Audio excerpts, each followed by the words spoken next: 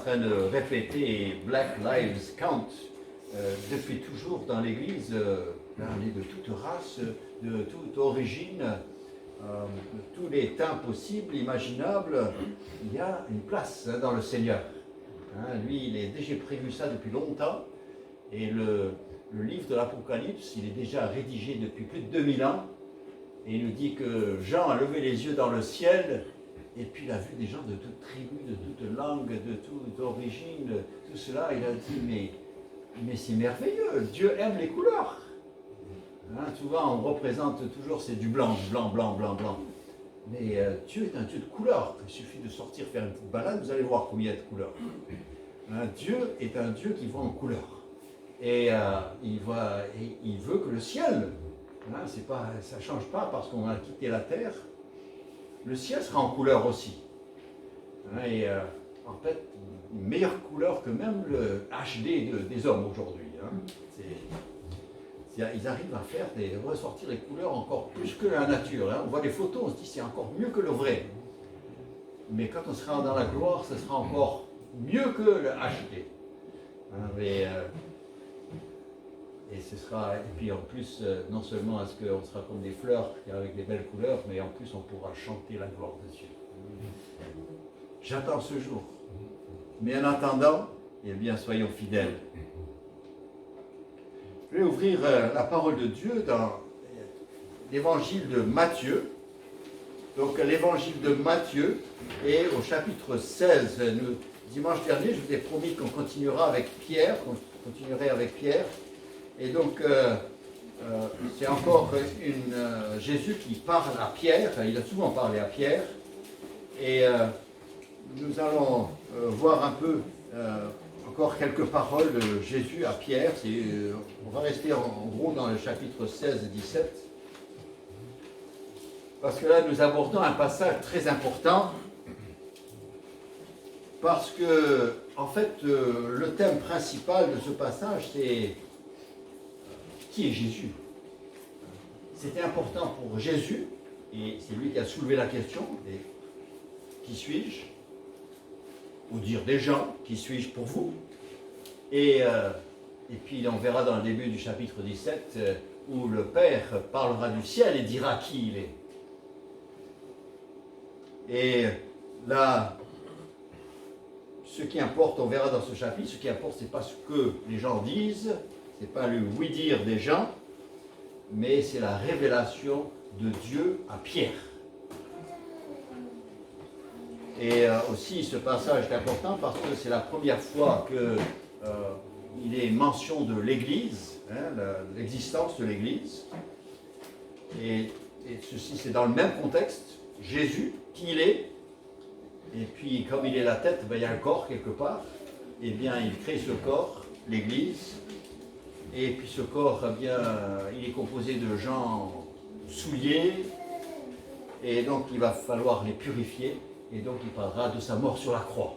Donc c'est quand même un tout, et bon, je vais voir depuis le début du chapitre 16 jusqu'au 13e verset du chapitre 17, mais on ne va pas tout voir, mais ce que je veux voir, c'est pour Dieu, c'est important qu'on sache qui est Jésus.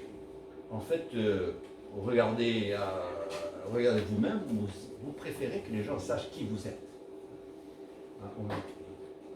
Parfois, c'est dans la colère qu'on dit, mais je vais te faire savoir qui je suis.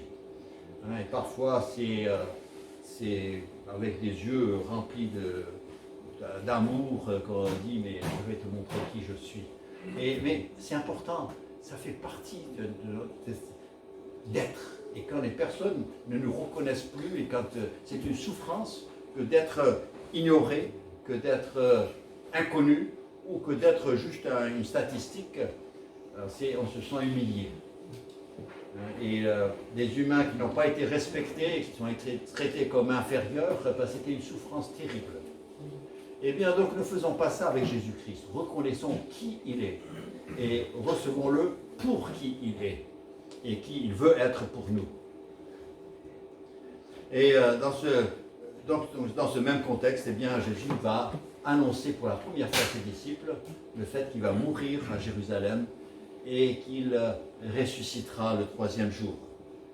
Pour vous situer, le chapitre 16, nous sommes au mois d'août de l'an 28. Je vous rappelle, la mort de Christ se fait en avril de l'an 29. Donc c'est même moins d'un an avant sa crucifixion. Ça fait déjà 2 ans presque qu'il a un ministère. Et là, les choses se préparent. Et Jésus est déjà en train de penser et il est prêt à dire ce qu'il pense. Donc c'est un passage très important et on ne va pas lui faire dire ce qu'il ne dit pas, mais on voudrait quand même entendre tout ce qu'il dit. Donc voyons dans le premier temps, nous allons voir le contexte de cette déclaration de Pierre et de celle de Jésus. Donc juste parce que souvent les chapitres ne se suivent pas, parfois il y a des espaces entre eux, mais là, les chapitres 16 et 17 se suivent, ils sont liés. Donc on va d'une chose à l'autre.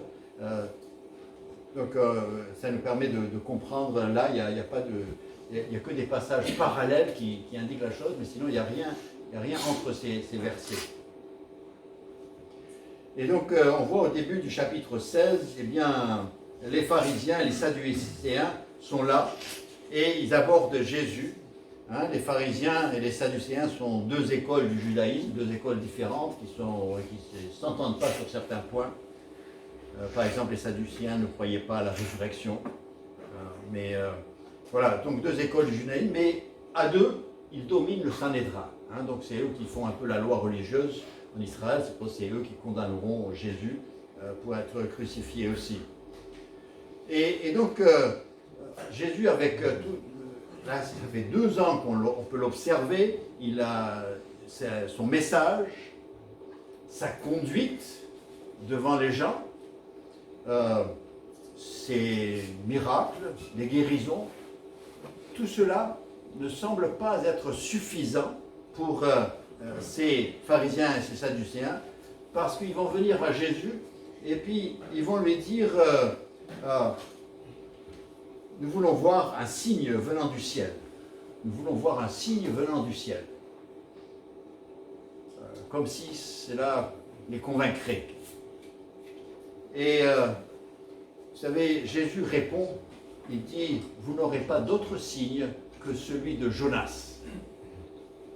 Donc, basé sur ce qu'on a ici dans ce passage, on se demande ce que ça veut dire. Jonas, oui, Jonas, on connaît, c'est l'homme qui a été avalé par un poisson pendant 3 jours, et puis après qui a été rendu et qui est allé à Ninive. Il est rentré rebelle, il est sorti disposé. Peut-être qu'on a besoin plus de gens qui soient avalés par des poissons, ça changerait les choses, n'est-ce pas? Bon, je ne vous souhaite pas l'expérience, mais parfois, quand il le faut, le Seigneur emploie les grands moyens, n'est-ce pas? Et alors, en fait, les pharisiens et les sadducéens avaient déjà posé la même question dans le chapitre 12 de Matthieu. Et là, Jésus avait donné une réponse un peu plus complète. Il avait donné la même réponse. Là, dans le chapitre 12, on l'avait accusé de chasser les démons par la puissance de Béelzébul, le prince des démons.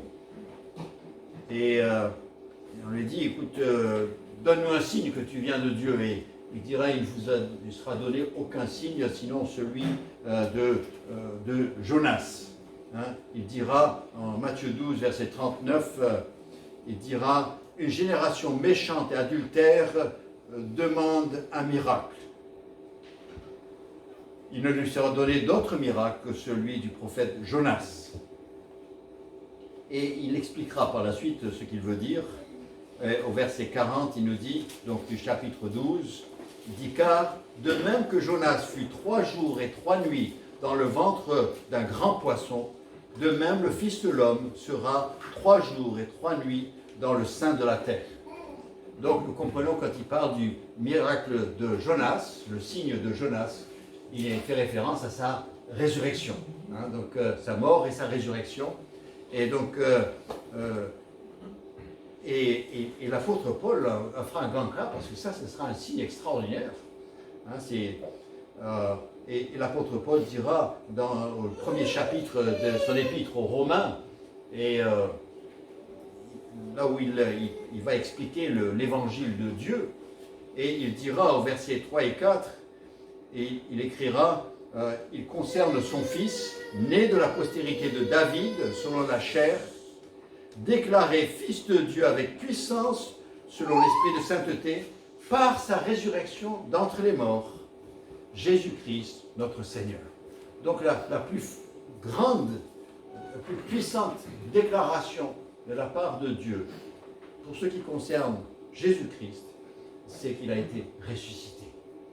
Et sans l'intervention de quelqu'un. Il n'y a personne qui est venu pour frapper, pour ouvrir, pour appeler, rien du tout. Il n'y a personne à prononcer aucun mot. Il était tout seul et il est ressuscité. Et c'était une démonstration de cette victoire qu'il a eue.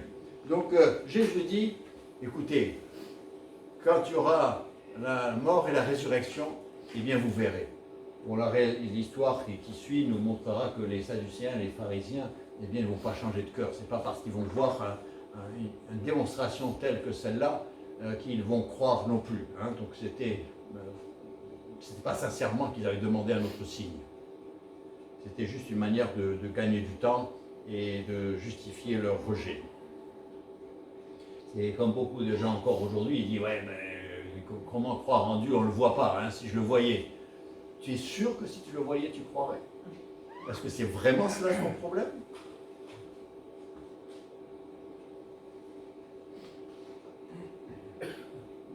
Et donc, nous arrivons donc dans cette, vers le verset 13, donc, Jésus est dans ce territoire, il a quitté ce territoire hostile, hein, à cause des pharisiens et des sadducéens, il est monté vers le nord. Et puis alors, il pose cette question, il soulève cette question, et pour lui, c'est la grande question, qui est Jésus? Qui est Jésus? C'est ces questions qui dérangeaient les pharisiens et les sadducéens. Ils ne voulaient pas savoir qui était Jésus, parce qu'ils avaient peur que s'ils savaient, eh bien, ça changerait beaucoup de choses. Et donc, mais c'est la question à laquelle nous devons tous répondre. Qui est Jésus?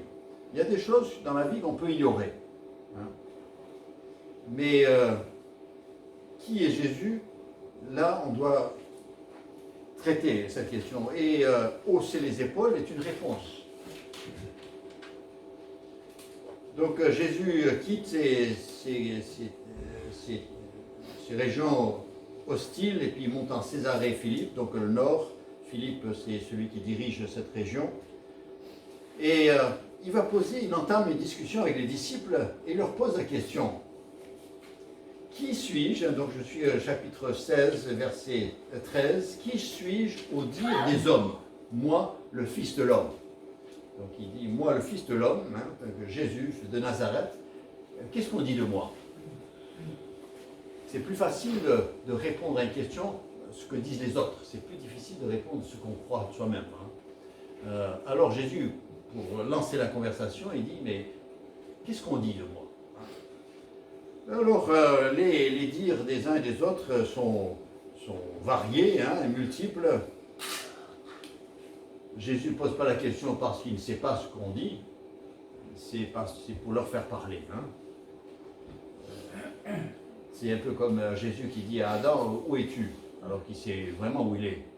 Mais il faut qu'Adam parle, hein, qu'il admette. Et parfois, le Seigneur veut nous faire parler aussi.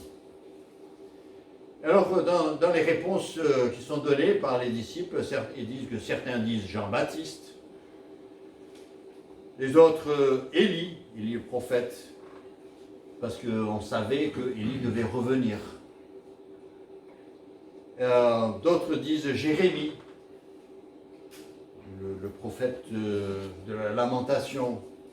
Et puis, bien l'un des prophètes, on ne sait pas lequel, mais un prophète. Ce qu'on remarque, c'est quand même, il le place dans la catégorie des prophètes de Dieu. C'est déjà pas mal. Ça, c'est la population, ça, c'est le peuple. Ça, ce n'est pas les pharisiens, les sadducéens, ça, c'est le peuple, la croyance populaire. Et vous savez, mais on ne peut pas toujours se fier à ce que pense la majorité et la population. Hein. Pas plus à l'époque que maintenant. Hein. C'est pas parce que tout le monde dit. Hein, et combien de fois on répond, mais tout le monde, tout le monde dit. C'est pas vrai. Hein. C'est comme on essaie de donner l'impression qu'il n'y a plus personne qui croit en Dieu. Et puis cette semaine, il y a quelqu'un qui m'a écrit un mot sur Facebook et il dit on en a assez avec toutes ces bondieuseries. Et tout d'un coup, il se rend compte qu'il y a quand même du monde, hein. Il y a du monde qui croit. Puis surtout avec ce confinement, il y a eu de plus en plus de choses sur les réseaux sociaux et sur Internet et tout ça. Et alors, il se rend compte il y a de la croyance. Hein. On n'est pas tous aussi... c'est bizarre que laïque, ça sous-entend athée. C'est pas vrai. Hein. Dieu a été... les chrétiens sont laïcs avant les autres. Hein. L'Église de Jésus-Christ a toujours été tolérante des autres et des pensées des autres. L'Église, les vrais croyants, hein, l'enseignement de la Bible, Jésus lui-même, dans sa vie, il laissait croire ce qu'on voulait. Il n'était pas obligé. Hein, ce sont les religions qui se sont imposées, et puis il y a eu des guerres, il y a eu toutes sortes de choses, mais ça ne vient pas de Dieu. Hein. C'est comme le terme humanisme. L'humanisme, mais c'est d'abord Dieu qui était humain. C'est lui qui s'intéressait à l'homme. Vous voyez, lisez la Bible, l'homme est au centre de tout dans la Bible. Et l'homme est au centre de la pensée de Dieu. Et après, on lui a enlevé cela, et puis on fait croire que c'est les autres, les non-croyants qui sont humanistes et la religion qui est contre. C'est terrible comment on arrive à manipuler et changer les choses. C'est important pour nous de rester centrés sur la pensée de Dieu. Et donc, Jésus pose la question, ce qu'il croit, bon, c'est pas très important. Mais alors après, il dit, mais vous, qui dites-vous que je suis? Ça c'est important. Vous, hein, qui suis-je pour vous? Et il pose la question aux disciples. Il nous pose la question encore ce matin, et soit nous réaffirmons ce que nous croyons de lui, soit il dit, mais j'ai pas une opinion très claire sur qui il est. Et Pierre, c'est là où Pierre ouvre la bouche et parle, certainement en tant que... Il parle pour tous, parce qu'il y a... On n'a pas l'impression qu'il y a quelqu'un qui le contredit après. Donc il parle pour tous et il dit, mais tu es le Christ, le Fils du Dieu vivant. Tu es le Christ, le Fils du Dieu vivant. C'est très court. Hein, je me demande si nous on répondrait aussi courtement. Hein. En fait, là, nous avons un credo qui vient du ciel. Vous ne pouvez pas faire mieux. Ça, c'est dit comme Dieu voudrait. Parce que Jésus lui dit, c'est pas toi qui as trouvé ça, c'est Dieu qui te l'a révélé. Donc c'est un credo venu du ciel, on ne peut pas se tromper là-dessus. Il faut que ça soit dans tout. Si on est enfant de Dieu, il faut que ça soit dans notre confession de foi. Hein. Donc dans un sens, il est en train de dire, le Jésus de Nazareth, eh bien, l'homme qui a été oint par Dieu pour cette mission, et en même temps, c'est le Dieu vivant incarné, c'est l'Emmanuel, hein, dont a parlé l'ange à Joseph. Donc le credo, hein, tu es le Christ, le Fils du Dieu vivant. Et certains ont suggéré, et avec de très bonnes raisons, ont suggéré que, justement, lorsque Jésus a dit que tu es Pierre et sur ce roc, hein, je bâtirai mon église, eh bien certains ont suggéré que le roc dont parle Jésus, c'est justement ce credo-là. L'église se bâtirait sur cette vérité que Jésus est le Messie, le Fils du Dieu vivant. Et Jésus avait dit, hein, on le voit dans ce passage, hein, que tu es Pierre, et sur ce roc, certaines traductions disent tu es Pierre, et sur cette pierre, Et là, il y a une erreur de traduction parce que ce n'est pas le même mot. C'est Pierre, le prénom Pierre, c'est Pétros. Et tandis que sur cette pierre, c'est Pétra. Je ne vais pas vous faire une leçon de grec, mais Pétros, c'est petit. Et Pétra, c'est gros. Donc, quand vous connaissez l'histoire du sage qui bâtit sa maison sur le roc, et bien là, il bâtit sur le pétra. On ne bâtit pas une maison sur un caillou, on bâtit la maison sur un rocher. Donc, c'est pour ça que, et là, dans cette traduction de Genève, eh bien, il dit, tu es pierre, et sur ce roc, je bâtirai mon église. On fait ressortir les différents mots. C'est tout. Voilà.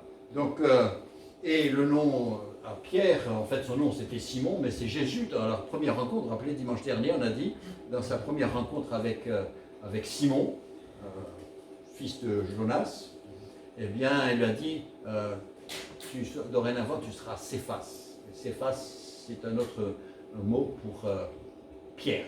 Donc, Céphas qui veut dire Pierre. Donc, voilà. Donc, et donc, si c'est ici que le roc auquel donc Jésus aurait fait référence, c'est cette révélation de Dieu. Et le roc pourrait être la révélation de Dieu, toute la révélation. Donc, tout ce que Dieu a révélé depuis l'Ancien Testament jusqu'à dans le Nouveau Testament, tout ça serait la fondation. Et je lirai, pour soutenir cela, eh bien, je lirai le passage dans Éphésiens 2, 20, qui dit « Vous avez été édifiés sur un fondement des apôtres et des prophètes, Jésus-Christ lui-même étant la pierre angulaire. » Donc, le fondement sur lequel vous avez été édifiés par l'Église, il dit, c'est sur les apôtres et les prophètes, donc ceux qui ont enseigné la parole. Mais il dit aussi, dans 1 Corinthiens 3, verset 11, il dit « Car personne ne peut poser un autre fondement, sinon celui qui a été posé, savoir Jésus-Christ. » Et là, il parle de Jésus. Alors, des fois, il y a des discussions, c'est pour ça que je ne vais pas vous demander de vous prononcer là-dessus. Le roc, c'est suggéré que le roc serait justement cette déclaration, Jésus est le Messie, le Fils du Dieu vivant. D'autres diront que c'est Jésus-Christ le roc. Eh bien, moi je dis que ce soit la parole révélée ou que ce soit la parole incarnée, pour moi c'est la même chose, c'est le même roc. Donc voilà, je vous ai dit ce que je pense.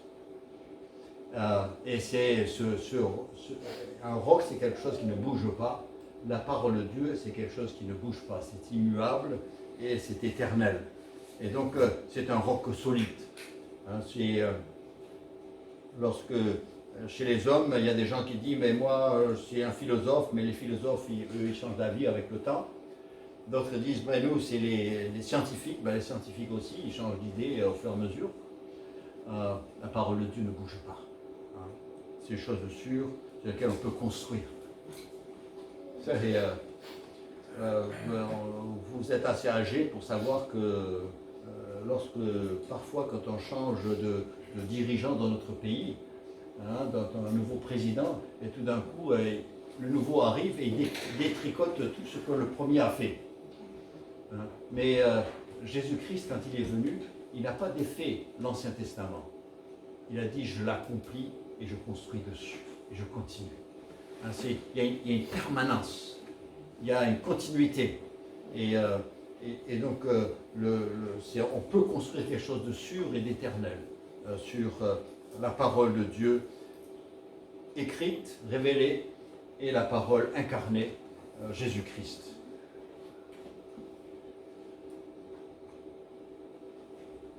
En même temps que Jésus parle, il dit « Je bâtirai mon église ». Et remarquez,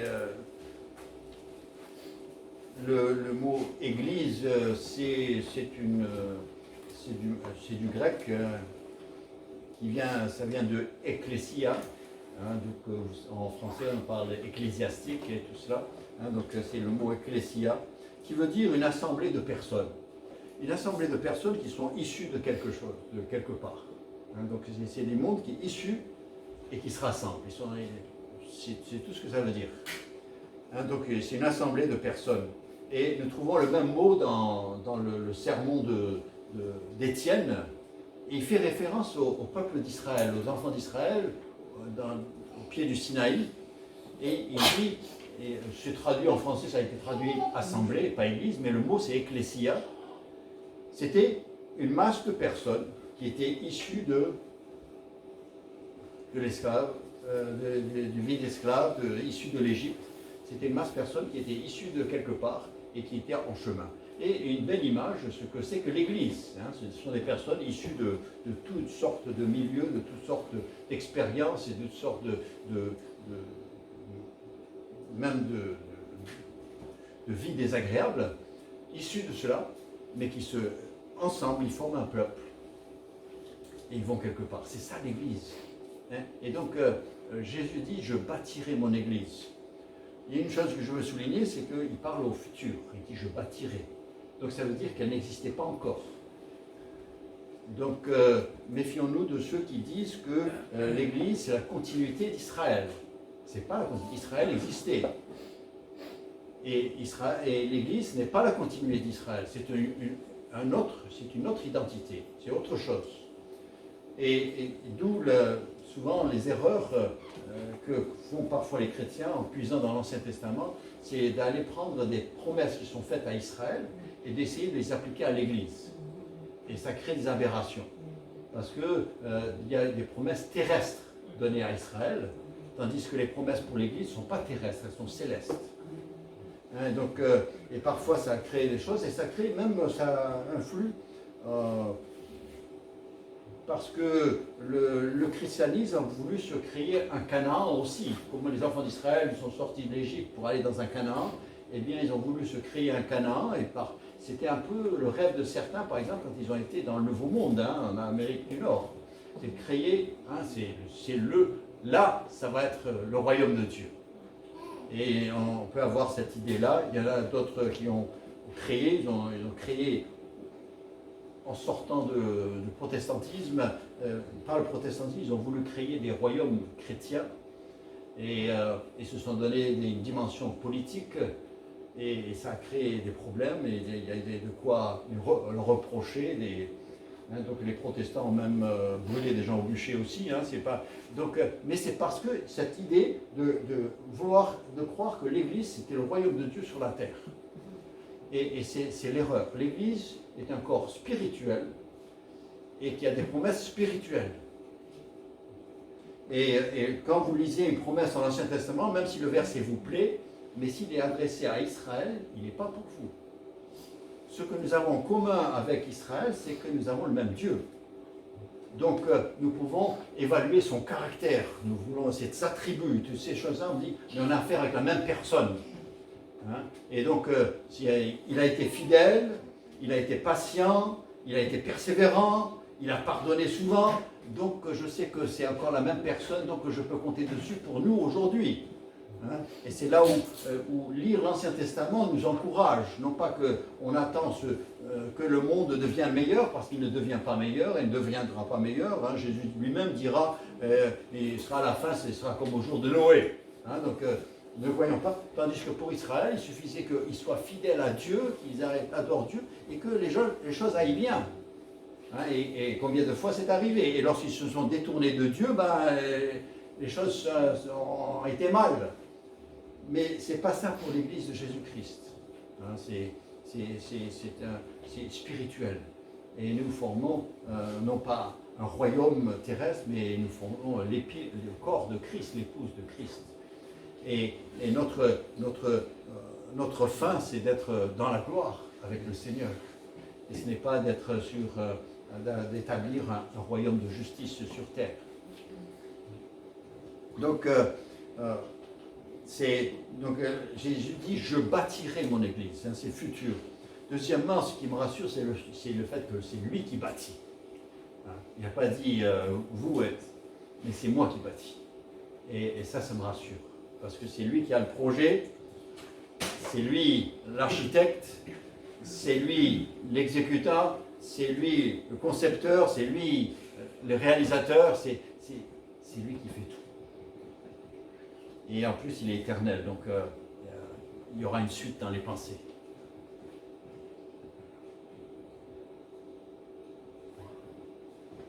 L'Église est future quand Jésus parle à ses disciples. Donc, vous vous rappelez, dans la chambre haute, Jésus, quand il a pris le pain et le vin, il a dit, ceci représentera mon corps qui est brisé pour vous, et ceci représente mon sang qui est versé. Mais il a ajouté, et c'est le sang d'une nouvelle alliance. C'est donc, il y a la fin de quelque chose et le commencement de autre chose. Et il l'annonce à cette table.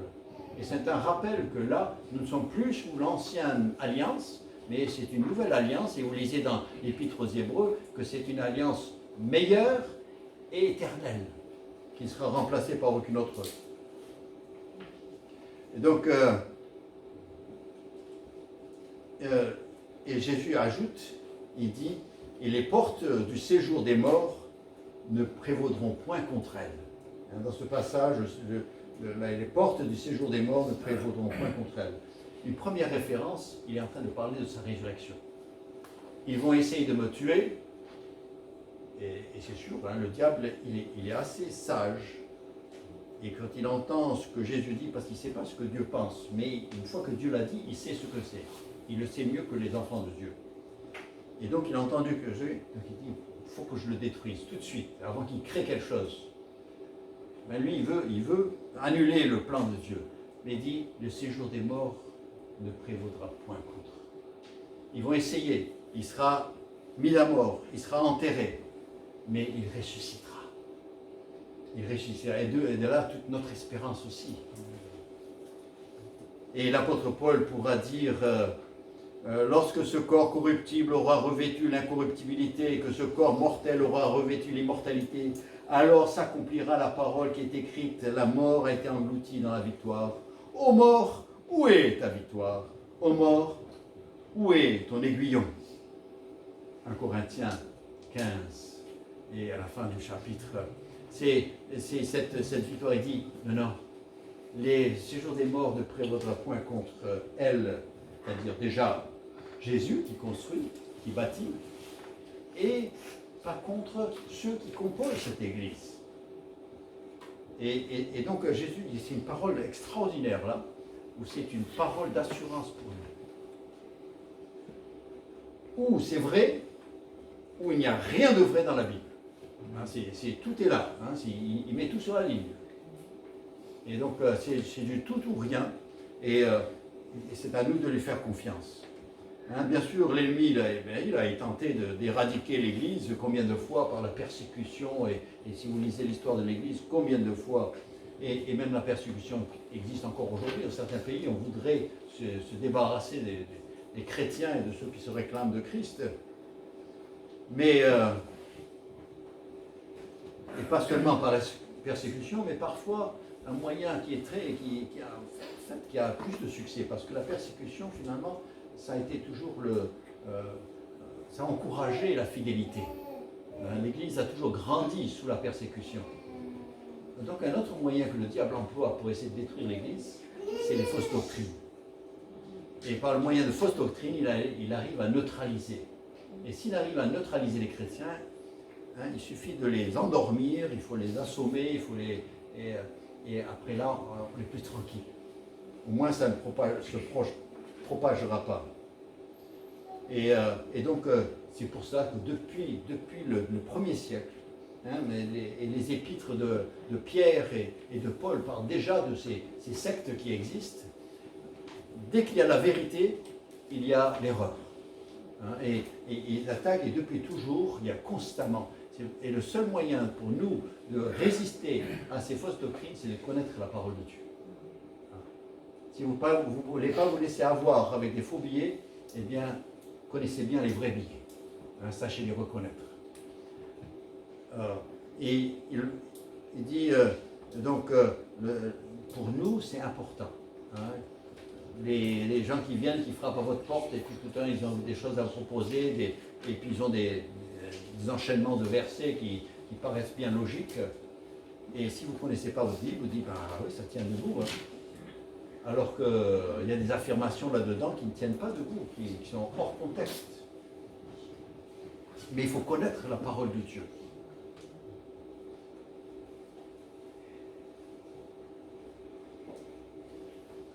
Je continue dans ce passage, donc il dit, je bâtirai mon église, les portes du séjour des morts ne prévaudront point contre elle.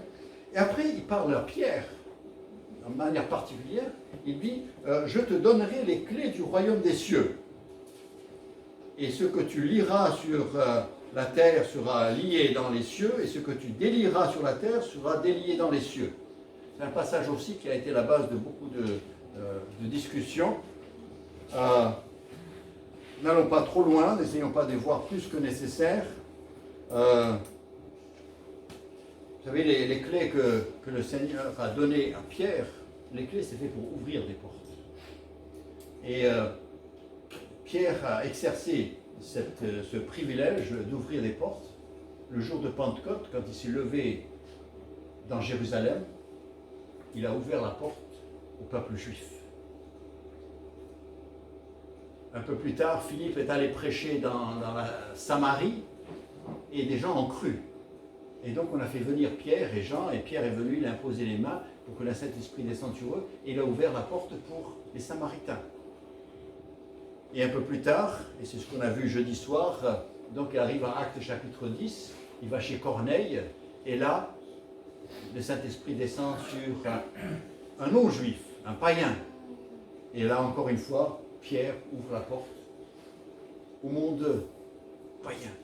Et donc, il a ouvert ces trois portes, finalement, ça représentait le monde entier à l'époque. L'évangile de Jésus-Christ est pour tous. Et peut être prêché partout.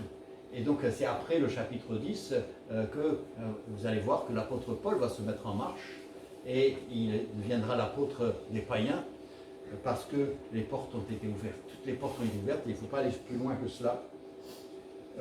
Certains vont prendre le reste de cette phrase et dit ce que tu liras sur la terre sera lié dans les cieux et ce que tu délieras sur la terre sera délié dans les cieux, comme un pouvoir particulier, mais Jésus dit la même chose un peu plus loin, hein, dans Matthieu 18, et au verset 18, eh bien, Jésus s'adresse aux disciples et il leur dit exactement les mêmes paroles. Hein.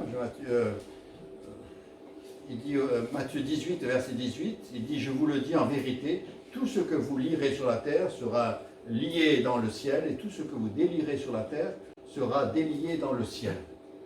Et si vous lisez le contexte, c'est le contexte, hein, donc Matthieu 18, où il dit, s'il y a un homme qui est pris dans un péché, et alors quelqu'un le voit, il s'approche de lui, il dit, mon frère, ce que tu fais là, c'est pas bon, hein, c'est pas bien. S'il écoute, tant mieux. S'il n'écoute pas, écoute, tu prends quelqu'un avec toi, et tu te dis, mais frère, vraiment, c'est ce que tu es en train de faire, ça ne va pas. Hein. Et s'il n'écoute pas, donc il dit, vous les présenterez devant l'assemblée, devant l'assemblée des croyants. Et là, il dit, et ce que vous lirez, donc si vous il ne se repent pas, et vous prenez un jugement sur lui, eh bien, Dieu le reconnaîtra. Et si vous prenez un jugement, ce que vous prenez, hein, que ce soit pour le lier, ou s'il demande pardon et vous le déliez, eh bien, Dieu tiendra compte. Et ça, il parle de l'assemblée des croyants. Et c'est dans ce même contexte, il dit, là où 2 ou 3 sont réunis en mon nom, je suis au milieu d'eux. Il dit, là où il y a des frères qui prient ensemble. Et comprenez que le passage, il recherche la restauration et non pas l'exclusion. Donc les étapes sont là, c'est pour gagner le frère. Et il dit donc ce que, je ne vais pas le développer ce matin, mais même dans Jacques, lorsqu'il parle de l'onction d'huile, c'est une question de péché. Il dit le but c'est de délier et de ramener dans la communion. Et c'est ça le but. Donc, ce qu'il a dit à Pierre, c'était bien pour Pierre, mais c'était finalement, c'est pour les apôtres et c'était pour nous encore aujourd'hui. Hein, et donc, et finalement, lorsque je pardonne à quelqu'un, hein, quelqu'un vient me demande pardon et je lui donne pardon, Dieu en tient compte.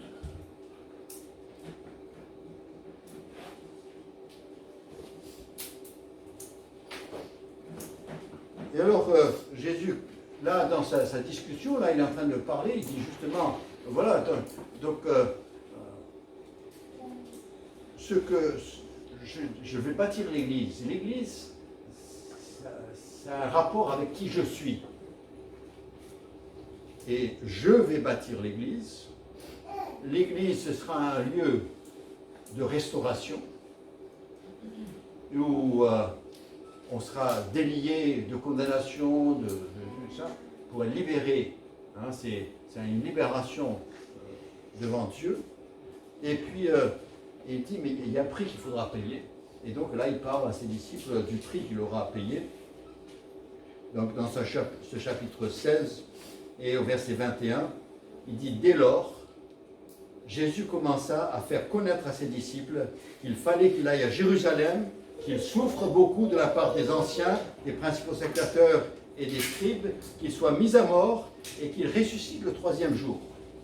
Donc il dit, il y a quand même dans ce projet, bien sûr, il y a un prix à payer et ça va me coûter. Je vais mourir, mais je ressusciterai.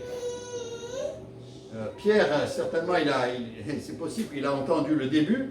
Jésus a dit, je vais mourir, on va me mettre à mort, et tout de suite, il dit, ah non, jamais. Peut-être qu'il n'a même pas attendu d'entendre qu'il y aurait une résurrection, parce qu'apparemment, il n'a pas saisi la chose. Et il va répondre, il va réagir de manière très naturelle, comme n'importe qui. Hein, quand quelqu'un vous dit, écoute, je crois que je vais mourir, vous dites, oh mais non, pas ça, j'en ai pas. C'est une réaction très normale, et Pierre va dire, ah, Dieu me plaise, Seigneur. Cela ne t'arrivera pas. Mais en fait, Jésus, dans son discernement, il voit que Satan se cache derrière Pierre. Et finalement, alors que Pierre est en train de dire ce qui est naturel, la première chose qui lui vient à l'esprit, en fait, Satan, il est là pour essayer de détourner Jésus de son projet. Et Jésus va le discerner, va le reconnaître, celui qui l'a tenté au bout de 40 jours de jeûne après son baptême, eh bien, il va le reconnaître. Et parce que Satan, des fois, il vient déguisé. Hein. Déjà, Ève, il n'est pas venu comme ça, il est venu sous la forme d'un serpent, qui était un être très intelligent à l'époque. Et il vient déguisé, il le fait encore. Et là, il vient derrière Pierre. Pierre à qui Jésus vient de vraiment partager des pensées extraordinaires.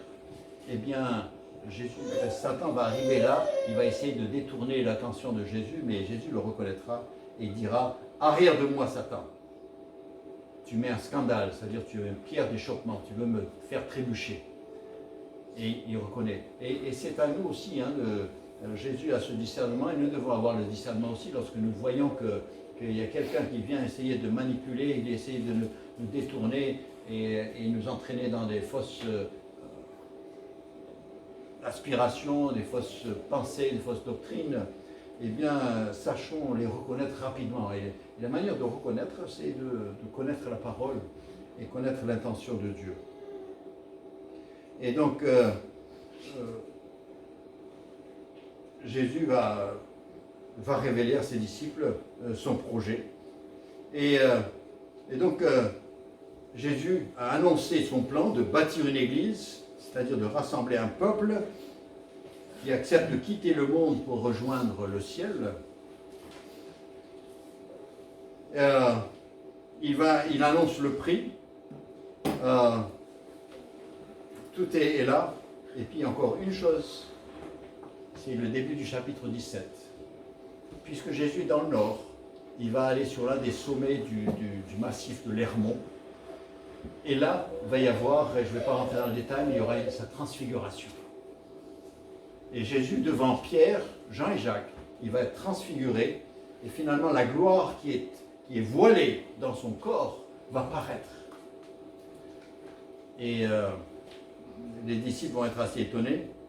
Mais après, il y aura c'est la voix du ciel qui dira celui-ci est mon fils bien-aimé, en qui j'ai mis toute mon affection, écoutez-le. Hein, c'est le verset 5 du chapitre 17.